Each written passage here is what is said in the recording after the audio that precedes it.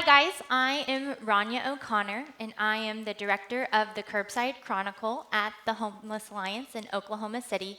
And I'm here to talk to you about how, when it comes to tackling big issues like homelessness, that I truly believe that one person and one organization and one interaction can be meaningful and make a difference in people's lives. And so when I work in Oklahoma City, and on any given night, there are 1,500 people experiencing homelessness, and that's just one night. Throughout the entire year, our population of homeless looks more like 7,000 individuals, and that's sleeping outside or in shelters. That doesn't include the couch homeless individuals who are moving from home to home but don't have a residence of their own. And so when we talk about numbers like 7,000 and 1,500 on one night, it can seem overwhelming, and it can seem like a problem that's way too big to tackle, and so it can paralyze us, right? But my story, I guess, doesn't just start with one person. It includes two people, my husband and I. And when we were in college, he's now my husband, then he wasn't, but when we found out about something called street papers. Street papers are publications, like magazines and newspapers, that employ people who are homeless and at risk of homelessness by giving them a job through sales. Think of like modern day Newsies, kind of, selling newspapers in public spaces.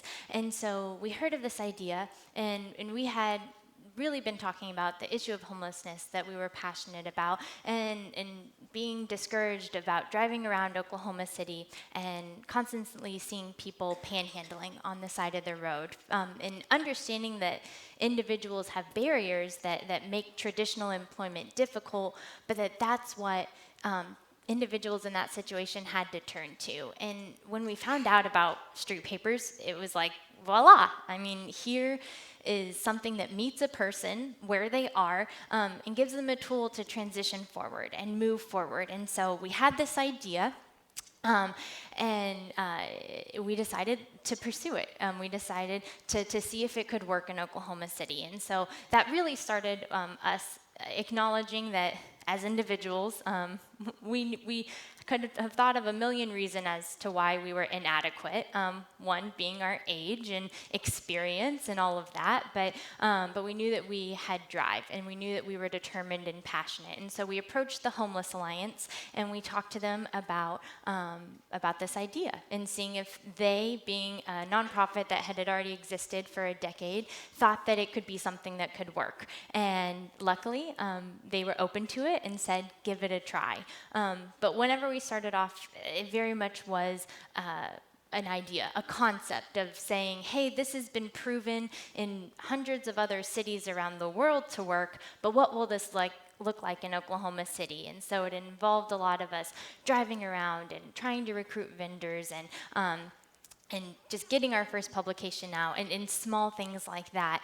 But it started to grow, and it became not just our friends and family buying magazines, but other people, and then their friends and their family, until we started selling thousands of magazines a month. And so we went from kind of like this one idea and this one person, two people in our case, starting this thing, to becoming a real organization and mobilizing and bringing more people on board.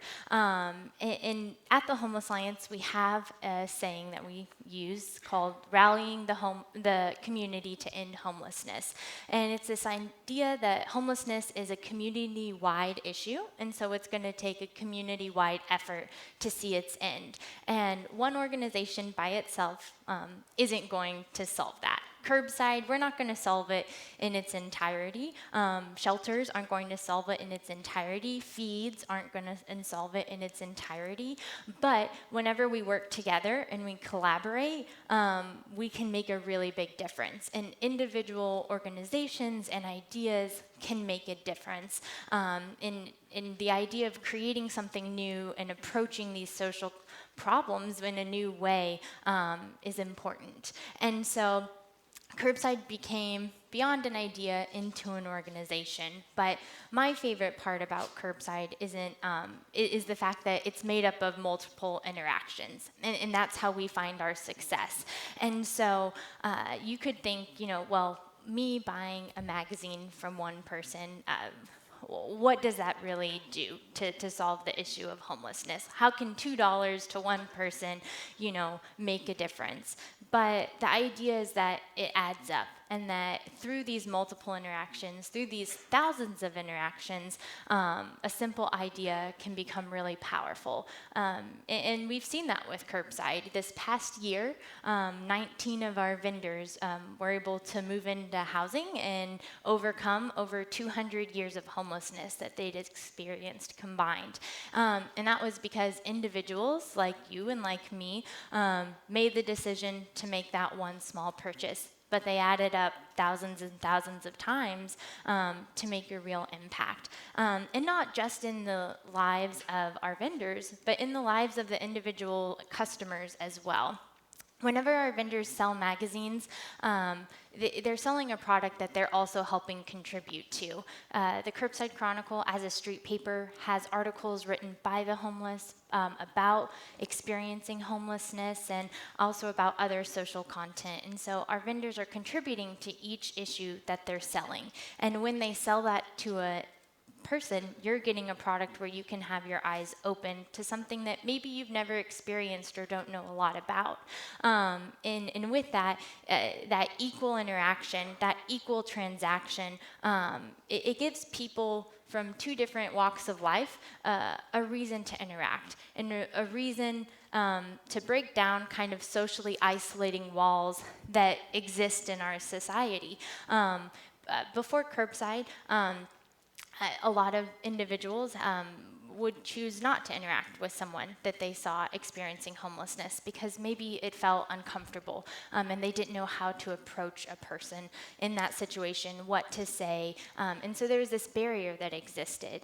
But by giving individuals a product to sell, a product that they can have a simple conversation about, it breaks down some of that fear and it brings people together, people that normally wouldn't interact. And from that, we can really learn about other individuals and their situations and ultimately create change for the long run. And so I really believe that you can have something that is a simple idea that then with success becomes a real organization, and through multiple interactions that people can make a difference. And so in your lives, I'm sure that you have different issues that you are passionate about and problems that you would like to see alleviated in this world and in your communities.